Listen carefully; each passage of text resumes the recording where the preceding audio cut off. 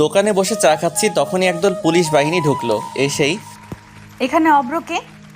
পিছন থেকে একজন পুলিশিনী বলল। আমি হাত তুলে বললাম, এই যে মিস। মেয়েটা আমার কাছে এসে আমার শার্টের কলার ধরে বলল, তুই এমপি আহাদ খানের ছেলে, রানাকে কেন মারলি? মেয়েটি আমার একেবারে কাছে আসলো। আমি তো মেয়েটার দিকে চেয়ে আছি। এত সুন্দর মেয়ে, তাও আবার আমার সামনে। তবে যাই বলুন, আমি সেই রকমের ক্রাশ খাইছি, ভাবা যায় এগুলা? আমি মেয়েটির কাছে গিয়ে, এইভাবে ধরো না, আমি পাগল হয়ে যাব। তোকে তো। মেয়েটির গালে একটা চুমু দিলাম। মেয়েটি মানে পুলিশিনী আমাকে ছেড়ে দিয়ে একটু দূরে গিয়ে, তোকে তো আমি। আসো আসো, তাড়াতাড়ি। ম্যাডাম, আপনি শান্ত হন। তুই রানাকে কেন মারলি? আচ্ছা, আমি বারবার কেন মেয়েটি মেয়েটি বলছি? মেয়েটির পুলিশ পোশাকের দিকে তাকালাম। খুব সুন্দর করে নাম লেখা আছে। হ্যাঁ, মেয়েটার নাম নীলাঞ্জনা নীলা। রূপের সাথে নামও সাজে, মনে একরঙা স্বপ্ন বাঁধে। এই ছেলে, তোকে কি বলছি শুনিস নে? I love you too. Raj, Murad, Safi ওরা অবাক হয়ে আমার দিকে তাকিয়ে আছে। ওরা ভেবেছিল এতক্ষণ আমি মজা করছিলাম, কিন্তু আমি যে সিরিয়াস ওরা বুঝে নাই। এখন হারামিরা বুঝছে। এই ফাজিল পোলা, আমি তোকে কখন আই লাভ ইউ বলছি? এই তো এখন। তোকে তো আজ। নীলা আবার আমার কাছে এসে শার্টের কলার ধরে। ওই এলইডি, চল না, আমরা আজই বিয়ে করে ফেলি। চল থানায়। নীলা আমার শার্টের কলার ধরে টানতে টানতে নিয়ে গেল। আমি হাতের ইশারায় হারামিগুলোকে চুপ থাকতে বললাম। হাবিলদার গাড়ি চালাচ্ছে, আর নীলা এখন আমার শার্টের কলার ধরে আছে, আর আমি নীলার দিকে চেয়ে আছি। কখন যে থানায় আসলাম বুঝেই নি। থানায় এসে আমাকে জেলে ঢুকিয়ে দিল। একটু পর নীলার ফোনে একটা ফোন আসে। জি স্যার, আমি ওকে এক্ষুনি ছেড়ে দিচ্ছি। নীলা চেয়ার থেকে উঠে যায়, আর আমি হেসে যাচ্ছি। আহারে পাগলি, তোমাকে রাগলে আরও বেশ লাগে।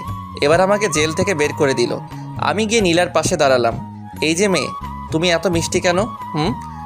সরি, আসলে আমি যেটা বলছি তার উত্তর দাও। আমি জানি না। আচ্ছা বাদ দাও, এখন তোমার নাম্বারটা দাও দেখি। কি? তুমি দিবে নাকি দিবে না? না, মানে আর কিছু বলার আগেই আমি ওর ঠোঁটজোড়া নিজের কবলে নিয়ে নিলাম।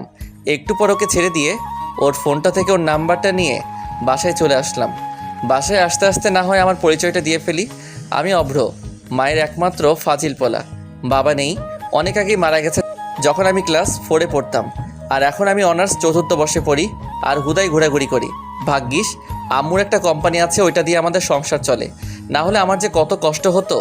নীলা এতক্ষণে আমার 14 গোষ্ঠী উদ্ধার করে ফেলছে। যা। তারপর বাসায় আসতেই আম্মু বলল, এর এতক্ষণে বুঝি আসার সময় হলো? আসলে কোথায় ছিলি এতক্ষণ? থানায় গেছিলাম। আবার কার সাথে মারামারি করলি? আরে আম্মু, তুমিও না, তোমার বৌমার সাথে দেখা করতে গেছিলাম। এ কথা বলেই রুমে চলে আসলাম। থাকলে না জানি আবার কি হয়। রাত্রে খাবার টেবিলে যেতেই, কাল সকালে তাড়াতাড়ি উঠিস, আমার বান্ধবীর বাসায় যাব। তারপর রাত্রে ঘুমাতে গেলাম। ও মা, সে কি কাণ্ড! সারাক্ষণ ওই পুলিশিনীর মায়াবীর চেহারা আমার চোখের সামনে ভেসে আসছে। আমার তো মাঝরাতে গান গাইতে ইচ্ছে করছে। আহারে আহারে, কবে পাবো তাহারে। ঘাটের এপাশ ওপাশ করতেছি, কিন্তু কিছুতেই ঘুম আসছেই না। শুধু ওর মায়াবী চেহারাখানি আমার চোখে আসছে। এবার বিছানা ছেড়ে বারান্দায় চলে আসলাম। হঠাৎ মনে হলো, আরে ওর নাম্বার তো আছেই। একবার দুবার দিতেই রিং হতেই। হ্যালো, কে? এত তাড়াতাড়ি ভুলে গেলে বুঝি? আরে দূর মশাই, আপনি কে বলুন তো? তোমার ঠোঁটগুলো কিন্তু হেব্বি মিষ্টি। তুই? আমি? তুই আমার নাম্বার কার কাছ থেকে নিলি? কেন বাবু, তুমিই তো দিলা। তুই কেন ফোন দিছিস সেটা বল, না হলে ফোন রাখছি। বাবু, তুমি খাইছো? না, আমি খাইনি। কেন গো বাবু, আমার শ্বশুরবাড়ির লোকরা বুঝি এত খারাপ যে তারা আমার বাবুটাকে খাবার দেয়নি? তুই ফোন রাখবি নাকি আমিই রাখবো? ওকে বাবু, তুমি ঘুমাও, আমি রাখছি। ভালো থেকো। তোর ভালোর গুষ্টি কেলাই। আমি ফোনটা রেখে ঘুমিয়ে পড়লাম। সকালে আম্মুর চেঁচামেচিতে ঘুম থেকে উঠে পড়লাম। তোরে কাল রাত্রে কি বলছিলাম, তোর মনে আছে? এ কি, আম্মু তো দেখছি হেব্বি রেগে গেছে। আচ্ছা, কাল রাত্রে আম্মু কি যেন বলেছিল? আম্মু, আমার না মনে পড়ছে না। আমি জানি। অমনি আম্মু আমার দিকে এগিয়ে আসতে আসতে বলল, আমাকে আর পাইকে। এক দৌড়ে বাথরুমে, তারপর ফ্রেশ হয়ে একেবারে রেডি হয়ে নিচে চলে আসলাম। আম্মু, খিদে লাগছে, খাবার দাও। টেবিলে আয়, আমি বেড়ে দিচ্ছি। খাবার শেষ করে আম্মুকে গিয়ে বললাম, বাহিরে এসে, বল। আম্মু কিভাবে যাবে? তোর বাইকে করে। বাইকটা বের করে আম্মুকে নিয়ে আম্মুর বান্ধবীর বাসায় আসলাম।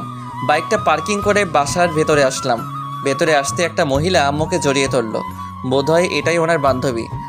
কিরে, এটা আমাদের অভ্রবাবু নাকি? হুম। তোর ছেলে তো মাশাআল্লাহ দেখতে বহুত হ্যান্ডসাম আর খুব ভদ্র। আমি তো সাথে সাথে নিজের কলারটা একেবারে নাড়া দিলাম। হ্যান্ডসাম না ছাই, যত সব ফাজিলের কারখানা। আহারে আহারে, আমার আম্মু ডারে কেউ একটু বোঝা রে। এবারে আমার মান সম্মান ডুবাস না রে। আন্টি আপনারা কথা বলেন, আমি একটু উপরটা ঘুরে আসি। আরে উপরের 2য় নাম্বারের ঘরটায় যাও, ওখানে আমার মেয়ে আছে, ওকে বললে ও তোমাকে বাসাটা ঘুরিয়ে দেখাবে। আমি আন্টির দেখানো রুমটায় গেলাম। গিয়ে দেখি একটা মেয়ে ল্যাপটপে কাজ করছে। আমি মেয়েটার কাছে গিয়ে, কেমন আছেন? আলহামদুলিল্লাহ ভালো। তুমি কেমন আছো? আমিও ভালো আছি। মেয়েটি এবার ল্যাপটপটা সরিয়ে, এই আমার রুমে কে?